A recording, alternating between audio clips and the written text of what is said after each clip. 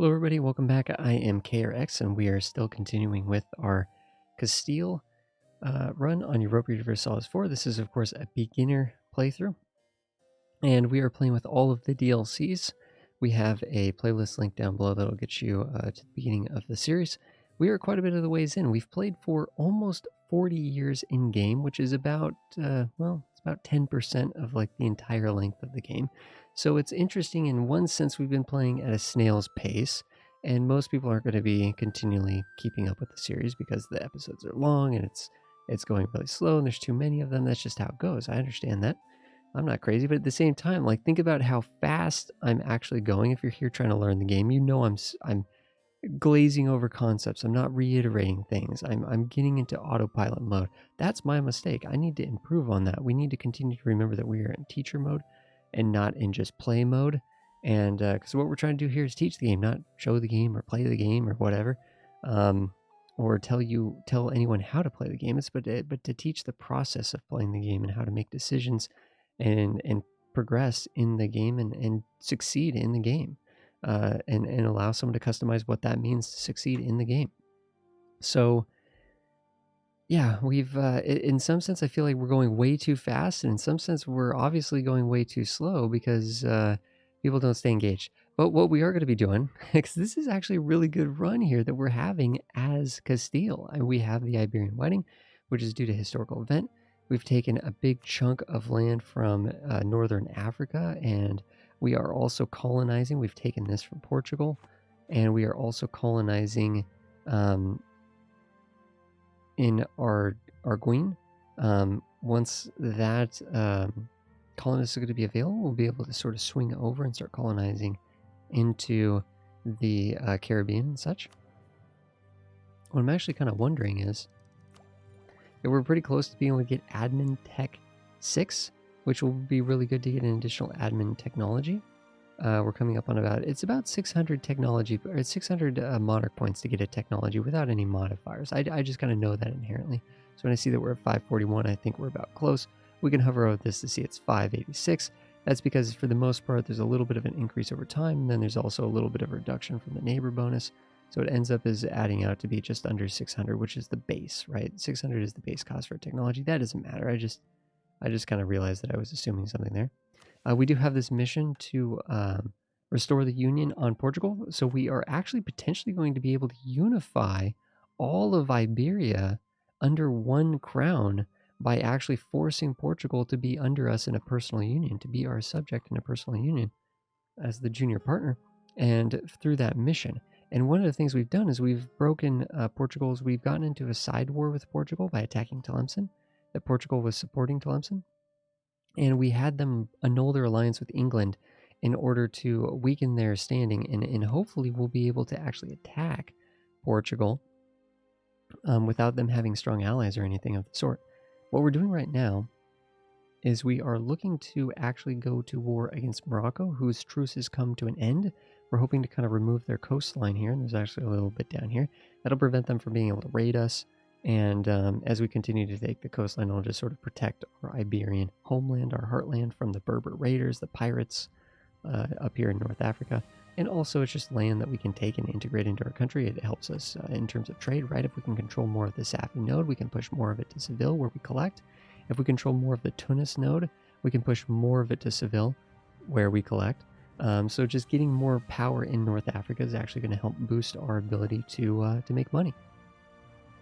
And it also contributes a small amount to, very small amount to taxation and manpower and stuff, because we are using these as trade company provinces, so the autonomy in these areas are pretty high. Actually, to be fair, I don't think that's actually updated. I think we got to let this run for a month before those numbers will update. What we need to do, though, is we need to unmothball our ships, since we are going to be going to war against Morocco, and they have a few ships sort of going about. We have an explorer that's doing some stuff. Let's let it roll, and let's actually plan to... Oop, we're on speed 4. Let's go down to speed 3.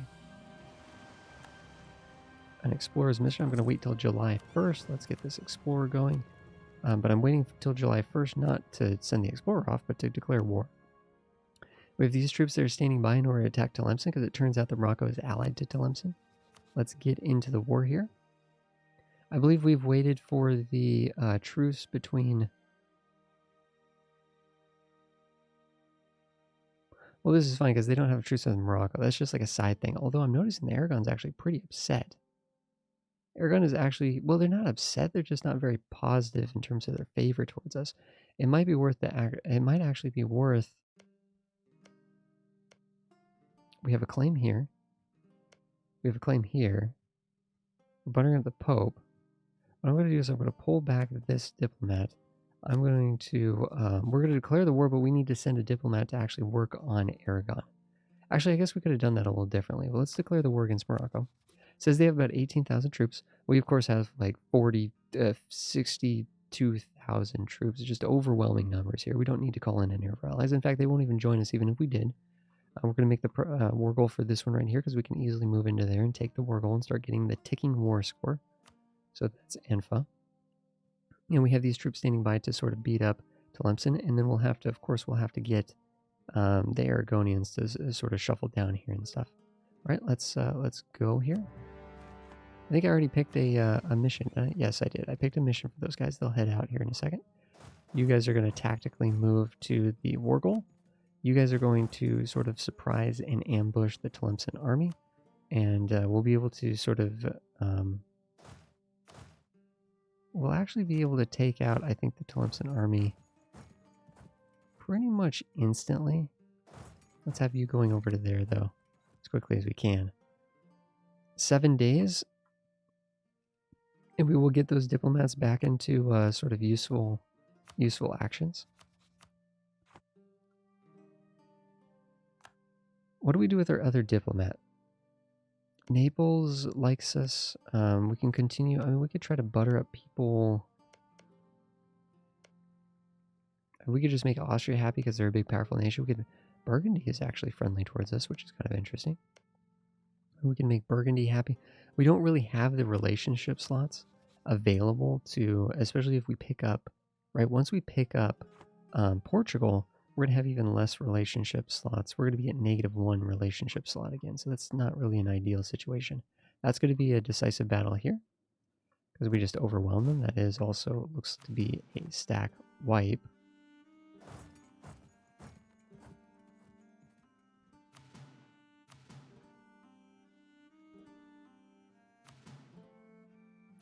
I'm just detaching siege. I'm trying to kind of slim down here a little bit because we're not going to need a big giant stack of guys fighting this particular battle. This is 2,000 troops that are actually at low morale. Instead, what I'm going to try to do is set up another sort of group, detach a couple, have them move over here, and just do a little bit of a mild carpet siege. We don't want the Moroccans swinging up here and beating us up in the highlands here. So we're going to want to reinforce this pretty quickly, but of course we do need to engage these 2,000. Because I actually don't know how are our heavy ships doing. They're not quite there yet in terms of getting their durability back up. And these guys are just kind of sitting around because I think they know they're caught. So what I think we can do, we can double check here. We can go here, hover over this. We can see, okay, these guys have no troops. Neither does Tlemcen. So I'm just going to basically do the detached siege thing and try to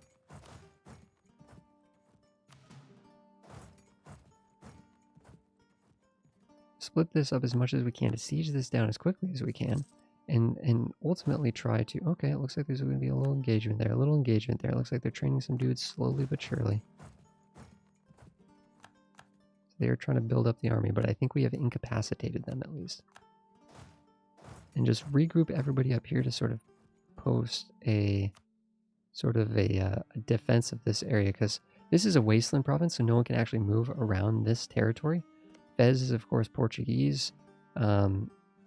It looks like we have military access through Portugal because Aragon's coming down to help out now. Hopefully, if we can actually siege this down, that's going to be a little bit of an annoying battle there, to be honest. Do we have an available general? We do actually have. No, we don't. No, we don't. Yeah, we do because we don't need this general on that province. Well, Never mind, because we pull off of this. We want our general to be here with these 17,000 because there's 12,000 Moroccans there. It's not exactly... So this guy's just going to have to fight 1v1 here. But this guy doesn't have as much morale because he was just built. So it takes a few months to get that morale built up. Let's get all these guys back over here. Actually, you know what?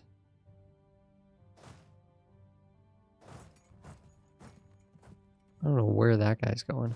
Let's have you come over here, siege this down, and then move over to here together, and you guys can siege that down together. Whereas what I think I'm going to do is one thing we could do is we can actually try to guide our subjects. Now, I believe we have them set to siege, right? Siege mentality. Yeah, so they're going to play aggressively in the war. Now, what we can do is I can come here to Marrakesh, and I can say, Aragon, go for this. Go for that specifically, dude. Like, that's your mission, man. That's your mission. Because if Aragon wants to sit on that and take a bunch of attrition, that's good. We'll back him up. We'll back him up. But let's get Aragon to sit there as a sort of as a default. We don't really need them to come over here. I don't know where these 1,000 Tlemcen dudes are going, to be honest. Don't know what they're doing. They seem to be just kind of retreating randomly. They don't really have anywhere to retreat outside of just Moroccan territory here. We do need to make sure that we're not going over the supply limit. 23,000 troops can sit here, and the province will support them, so no issues there. I'm going to move over here. We're going to disengage the Moroccan fleet here, and it looks like the Aragon is sort of standing there ready to go. We also have our own heavies that I think for the most part we will detach and support.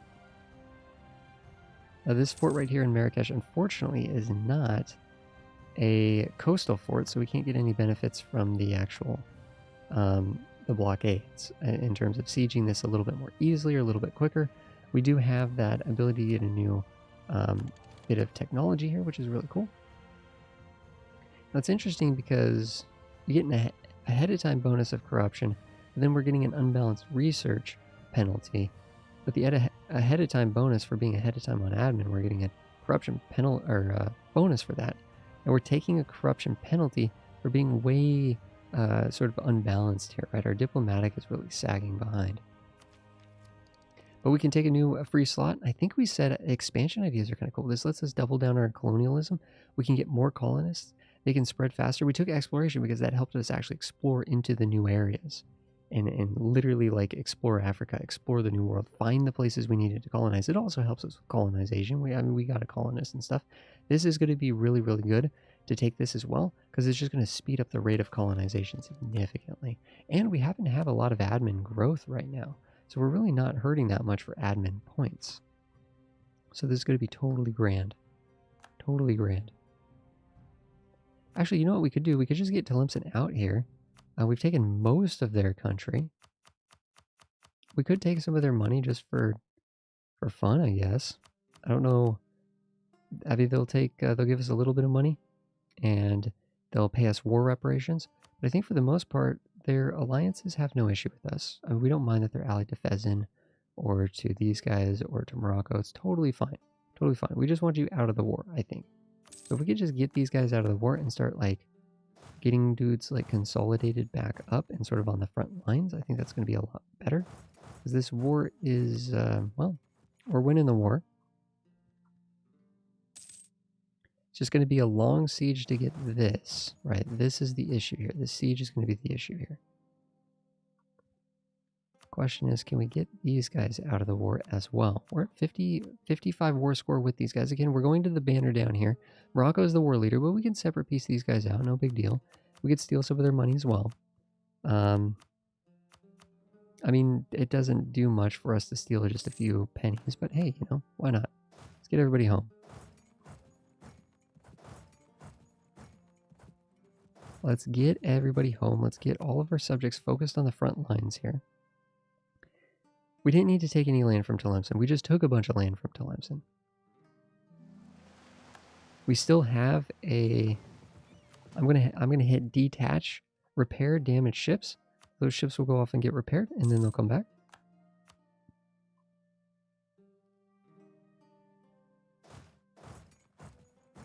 I'm gonna take 2,000, and I'm gonna sit them on this province because I want to make sure that if Aragon kind of moves off of this province, we don't lose that siege the siege progress that we're making here, which is basically zilch. I'm not going to lie. The siege is going horribly. Um, it's going horribly. We're at minus 57% still. It's taking its sweet time. It is taking its sweet time. This is a wasteland province. It's kind of hard to see because it's getting filled in because Morocco's kind of all around it. I think we could actually come through this way if we wanted to and start sieging some of this stuff. It looks like our allies are potentially actually trying to do that for us, which would be kind of nice. But this is the fort. I mean, this fort is like everything.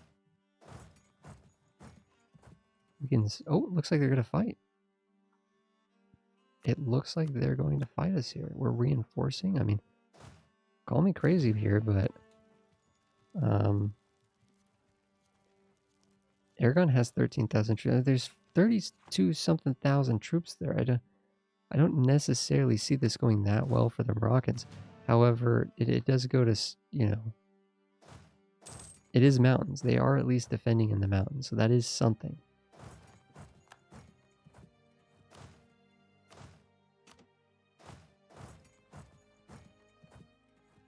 Looks like Aragon still has... No, looks like they didn't really take that much damage in those battles. It's mostly us. 49%. Oof. It's taking its sweet time here, guys. We already got the higher development provinces. We got the improved war taxes. And that is a toggle, by the way, right? That's a toggle. That's changed recently. So we have that toggled on. That's what that big check mark is. So we're getting free war taxes, which is really nice. Usually it costs military power to enact those war taxes. So our economy actually does, in a way, a little bit better during war, which is kind of funny. We can go justified wars, or we can actually do this, which gives us state aid that lowers unrest by 5. That's actually kind of cool. We might actually find that we can actually smash out some rebellion because of that, or shrink in the effectiveness of rebellion because of that. That might be useful to have, to be honest. Ooh, this is a good battle right here. 16,000 Aragon troops moving into 10,000 weak and battered Moroccans. In fact, it looks like some of them slipped through. This fort is everything. I mean, if that fort falls, we just win the war. So we are kind of just sitting here waiting for that to fall. Fortunately or unfortunately, the war is won, though. It looks like Morocco is just kind of retreating into the fog. We can get a new idea. It looks like a new colonial growth, land of opportunity. Yes, that's going to be good. It's going to help our colonies grow faster. Unfortunately, we do have that particular issue, though, of the unbalanced research with the Diplo, but we're just gonna power through. Because the reason why it's good to focus on the Diplo ideas before you focus on the Diplo technology is every Diplo idea you take makes your Diplo technology cheaper. It makes your Diplo technology cheaper. Looks like we're gonna lose some diplomatic reputation. I gotta say, it's not doing great as it is. We are trying to pay down this overextension, which is certainly hurting our economy, but those cores are going to come in here soon. So that's not the worst thing in the world. Good to see that Aragon is sieging all this down, including re-sieging this. Very good, very good. Land theft by the estates. There's some estate management we could probably work on, to be honest. We don't want to give any of these guys land, to be honest. But we don't really want to make them all like super unhappy either, although it is showing us there. Clergy land theft is only a 1% gain for the clergy. The nobility is already super happy. This would make the clergy super happy. It would adjust and rebalance, I think, the influences quite a bit in a good way. We actually are in a position where we could actually revoke some of this stuff if we wanted to. This is getting us yearly prestige. We talked about how we wanted that early on. I don't think we need that anymore. Just remove that. And because what it's doing is it's taking up a privilege slot. There's other things we might want to put in that slot. These I think we all pretty much want, so that's fine. That one right there, we can just revoke that. Yeah, the war is won. We're just waiting for that siege to fall. We can of course be just looking at our internals and our economy and stuff and trying to do the best that we can in this time. We don't have any loans right now. We are, of course, potentially, there's some really good temples that we could build. We haven't really had a big excess of money. One thing we're noticing is that if we can get some level 2 trade centers, 200 ducats a piece for each of those, that'd be really good. We're starting to make some good money here, combination of the war taxes and some other factors going. We're doing some looting right now as well. Some good stuff going on in that sense. Yeah, we could take a step back here and try to make sure we're looting these provinces more thoroughly. 21% positive on this fort. That fort falls, we could take whatever we want. For the most part, I think what we're going to want to take is these provinces here, and they'll never accept this until we take the fort. -1 because we're demanding land without occupying a fort. The fort is protecting this land from being taken in war. I don't know, we can just try to... But basically, I think what we're going to try to do is take their coastline, right? Take their money, take their war reparations so they pay us part of their income. So it cripples them even more and gives us even more economic wealth over the next 10 years. And I think for the most part, yeah, we take the coast. This is the war deal. We just need we need this to fall. We could engage their navy just, I guess, for fun, but we could also keep their navy around because it might actually hurt their economy if we weaken their actually no. The funny thing is when we don't need to fight their navy. Send it back. Send it back. What are these guys doing? Just chilling. Send it all back. I guess we didn't have our fleet protecting trade. That's kind of a bummer. That was a mistake. Lazy diplomats, lazy diplomats. We just got the Pope up as high as we could go. We could try to butter up Naples a little bit. Portugal's not going to like us because, well, we're about to. Well, that's the funny thing is we could actually probably try to butter up Portugal a little bit before we go to war with them in 2 years, but that is going to be happening. I think we leave one diplomat available just so we can end the war. 28%, we can do it. We can do it. 28%. Here we go. No. 28% again in 30 more days. This is actually moving along now at this point, to be honest. We're at 45 per year with an 8.8% there. If we look at our missions, it's all kind of contingent on owning this province or owning a province in the New World, and that'll give us more colonial range. The funny thing is, once we already land in the New World, we're not going to really need additional colonial range. So it's kind of strange. If we go to the colonial map mode, we can see here that we can reach the Caribbean. That's totally awesome. We can reach that specific island in the Caribbean and start working on the Caribbean. Caribbean is a very, very important trade center because most of the New World money flows through the Caribbean.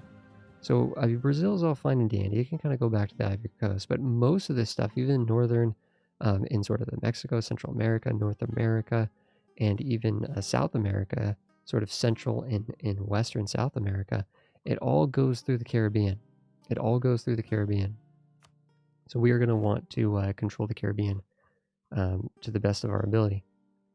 Actually, what does England's leader look like? A 3-1-2? That's not great. They're also working on economic ideas, so they're going to be behind on admin. Getting a second idea group is going to be far, far away for these guys. We've already gotten a second idea group, right? Because our admin skill is 7. England's 2 technologies away from 7 right now. Good luck to them. Good luck to them. And they're working on economic ideas, so that'll slow down their ability to take economic technology. There we go. Marrakesh has fallen. Marrakesh has fallen. Let us do the peace deal that they agreed to. It's the same people that are upset about this. A bunch of people that have truces that won't be able to do anything about this. And it's going to cost us 100 admin to do this. They're going to pay us some money. This is all good. Let's finish the war here. The war is over with Morocco. It was a clean war. It was a quick war. We can go down here. We can core these. Right, opening this up brings us to the core menu. We can core those. We got that explorers are going to be doing that. This is looking good. Honestly, I believe, if I'm not crazy,